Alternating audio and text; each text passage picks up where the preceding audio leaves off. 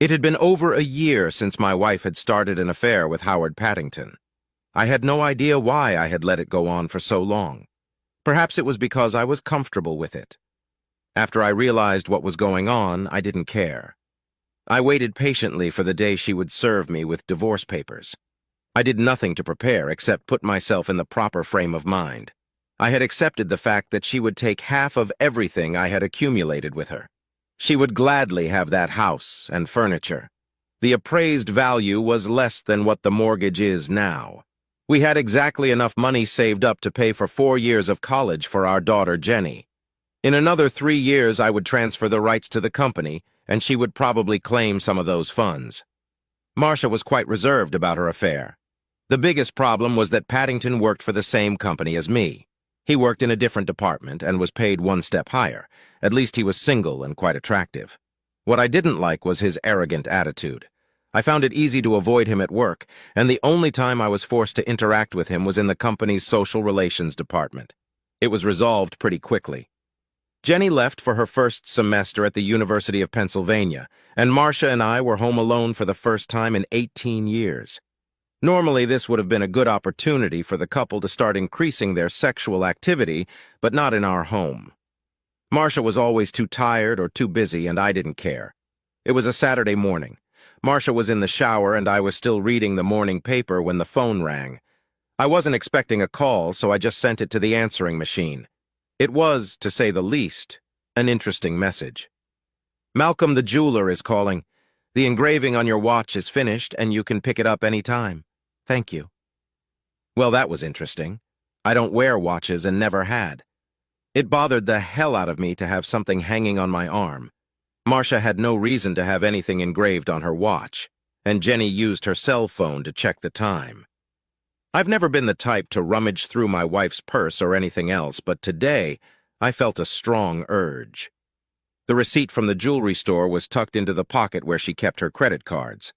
I read it carefully. Teg Heuer Carrera wristwatch with black alligator strap, engraved on the back, Never Forever, Marsh, $3,900, paid in full. I carefully put it back down and grabbed myself a cold beer. I knew damn well it wasn't for me. Marcia had just returned to the living room when I went outside to start mowing the lawn. It took twice as long as usual to finish the yard work, but I had a good opportunity to think it over. After lunch, Marcia informed me that she was going to spend the night at her sister's house in Frackville. She didn't notice the wide smile on my face. I spent the rest of the evening getting my affairs in order. I had a whole year to do it, but I waited until the last minute. I berated myself for putting it off, but I was glad I had finally made a decision. She came home around lunchtime on Sunday. We were close in spirit, but hardly spoke to each other. It was the longest Sunday of my life. I slept on the couch that night. Monday mornings at work started out normally until Howard started showing off his new watch to all of his coworkers. I had already put up with all of this until he looked in my direction with a wide grin on his face. He had always been calm and silent about the affair up until that point, but now he was gloating. Big mistake.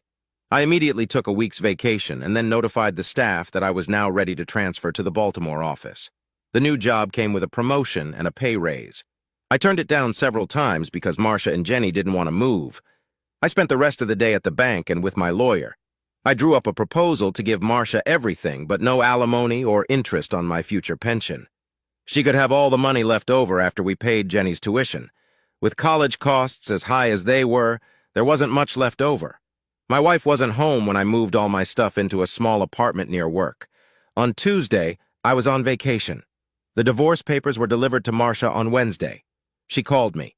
"John, do you want to explain this? Is there anything you want to talk about?" No. Why do I have to sign these papers?" "Marcia, this is long overdue and you know it. Signing the papers will just fix everything. I'm the one who gets the short end of the stick. You lose nothing and gain everything. You offer no support. I've given you 20 years and you offer nothing. If I included alimony, it would only be until you remarried. It seemed to me that would be a waste of time. This way it's over in 90 days. If you want to make a change, I can guarantee it'll take more than a year. I just want to move on." "I take it you're really moving on." "Uh-oh. And who told you that?" "Of course I knew the answer." Does it matter? At this point, no. There was a pause in the conversation. Marcia, I am someone who has been hurt here.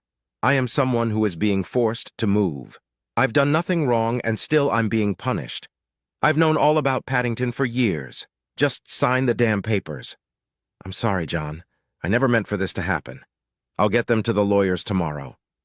It was the perfect opportunity for me to blame it on her, but I refused to give her the satisfaction. On Friday, I came into work and cleaned my desk. No one expected to see me, and several people voiced their objections about my failure to organize a proper farewell party. I wasn't in the mood to party. It took less than an hour to clean up. Before I left, I called Jenny and explained the situation as best I could. How do you tell your daughter that you are leaving her mother without giving a good reason? She asked once, and then left the subject as if she had some idea of what was going on. I didn't understand how she could not have known, since it had been so long ago. I got the feeling that she understood. The trip to Baltimore was sad. All I could think about was the life Marcia and I had built and how easily it had been destroyed. I had always planned to grow old with her. Now I had no plans to grow old. In fact, I didn't care. Marcia never once apologized for her actions or even acknowledged them. We avoided the subject. Naturally, we both knew what was going on, but neither of us would be the first to bring it up. A man could go crazy thinking about all this shit. I turned on the radio. Who the hell is Lady Gaga? The new job was a breeze. I was overqualified, to say the least. My competence and confidence made the subordinates feel comfortable. It had to be a good move. I kept in touch with Jenny, and she shared with me all the information she had about her mother.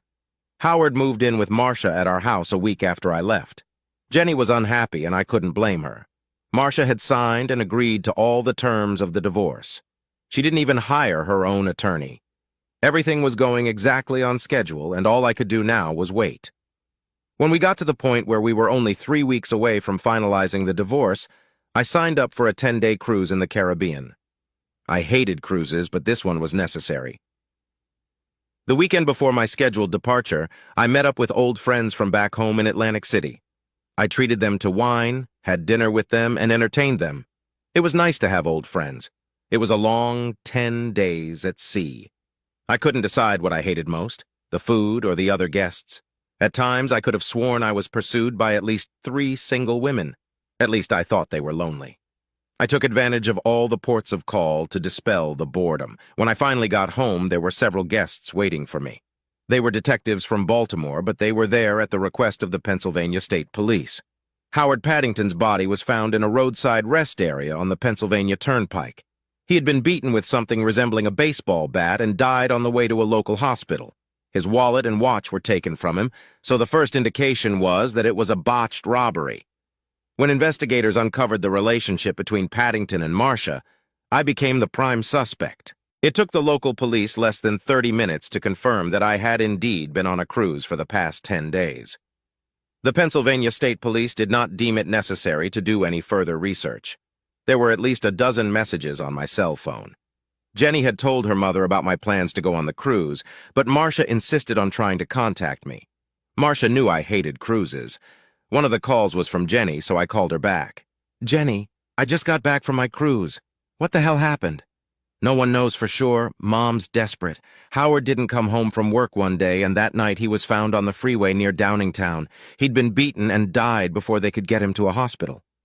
When did this happen? Last Thursday.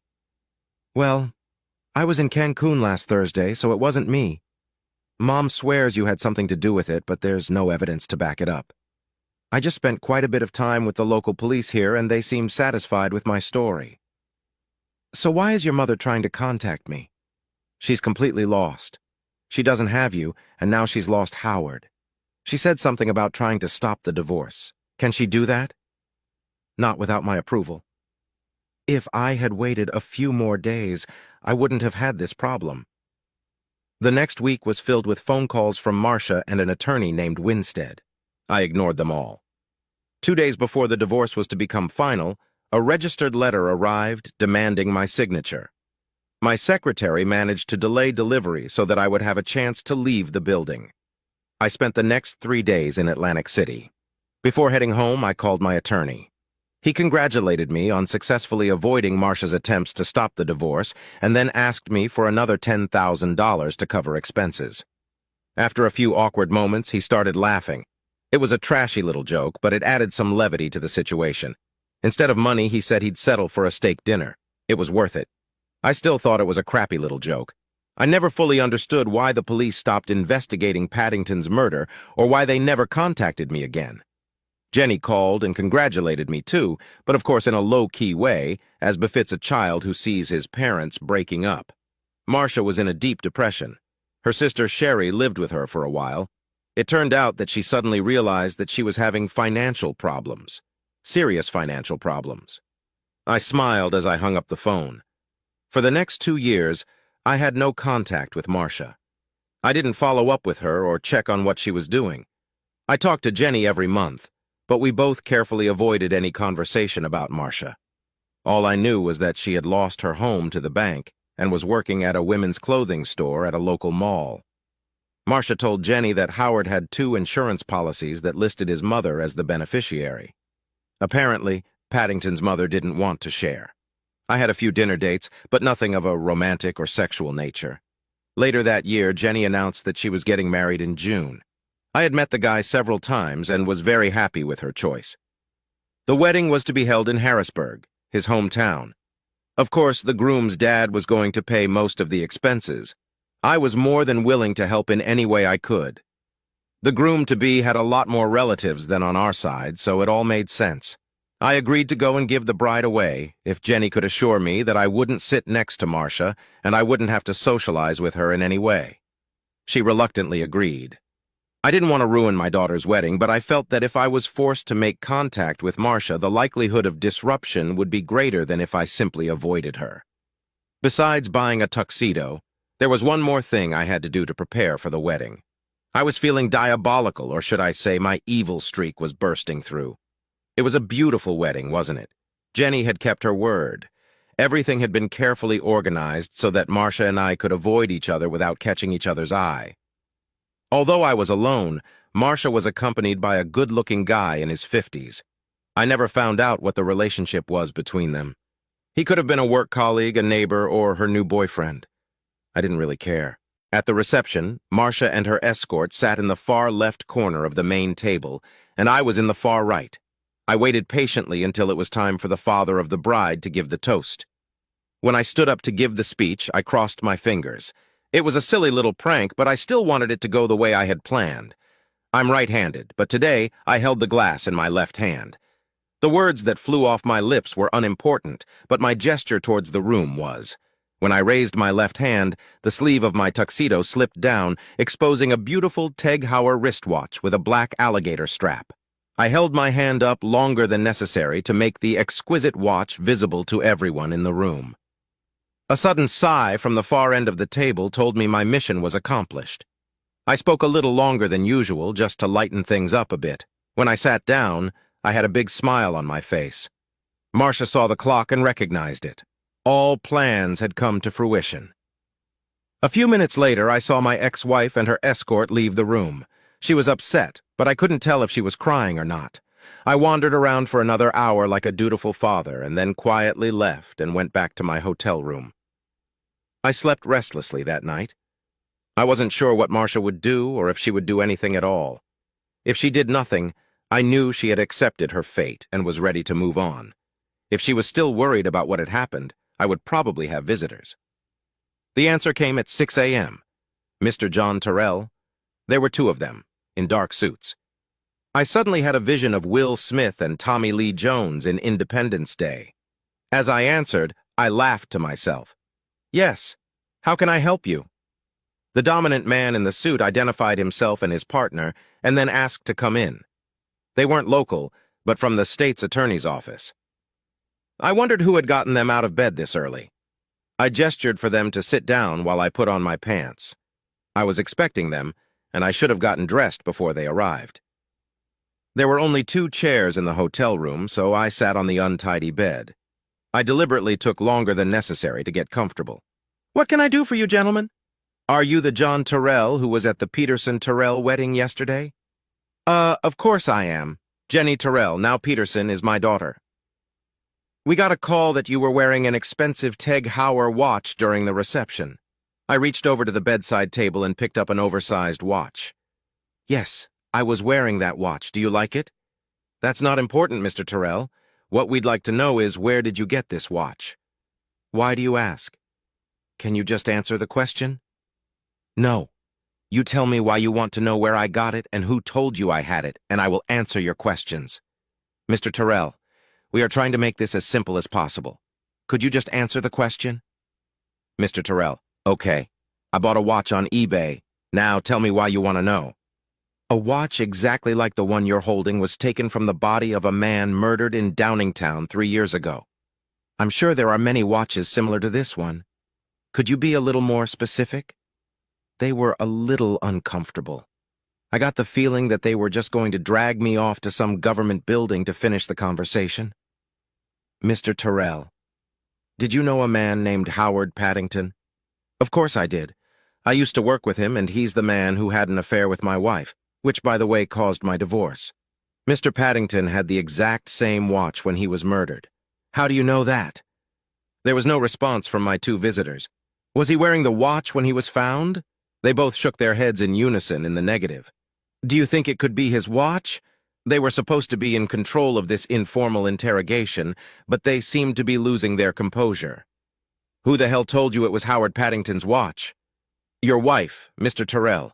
Your wife recognized the watch. And how did she know it was his watch? There was a slight hesitation. She claimed she bought it for him. Maybe you should talk to her. There was no response. That's it? That's all you need? There's an engraving on the back of the watch that will back up her claim. Can she prove she bought the watch? She has a receipt. Damn it. I have a receipt too. Here, let me show you.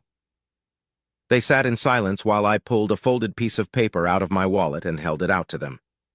The main guy shifted his gaze from the paper to me. This is from eBay. It says here that you bought the watch for $49. Yes, but I had to pay another $5 for shipping. You bought a Teg Heuer watch on eBay for $49? Not exactly. Look closely at the description. They both looked at the description and didn't notice the wide smile on my face. It says Tig Heuer, not Teg Heuer. Here, look at the face of the watch. Suit number 2 scrutinized the dial as I held it out to him. He turned to his partner. It says Tig Heuer. Gentlemen, did my wife buy a Teg Heuer watch for Mr. Paddington, or did she buy a Tig Heuer watch for him? A look of disappointment appeared on the faces of both of them. Things were not going the way they had planned. Could we take a look at the back of the watch, Mr. Terrell? Would you like to check the engraving? Yes. Do you mind? No, not at all. I handed them the watch so they could examine it at their leisure. I made my point. I was putting on my shirt when they both got up to leave. Sorry for the inconvenience, Mr. Terrell. Have a safe trip home. I closed the door after they left and looked at my watch. I was glad I had spent the extra $20 on the engraving on the back of the watch. I turned it over and laughed as I read the inscription in Old English, "Eat shit and die." It would have been just as easy for them to check the serial number of the watch, but it would have been nowhere near as much fun. I drove back to Baltimore knowing that my wife was still not happy with the way I handled the situation. I guess I can't blame her, but I hoped there would have been some remorse on her part. I was upset because she still wanted to hurt me or get even. She was the one who cheated, not me. Maybe it was time for me to get even. I tossed the Tig Heuer watch out the car window and reached into the glove compartment. You could tell the difference just by touch. Before putting on the real watch, I read the inscription for the 1,000th time. Forever to March. I couldn't stand wearing watches, but maybe I can get used to wearing this one. I'm going to make it all the way to the end, just like old Blue-Eyed said.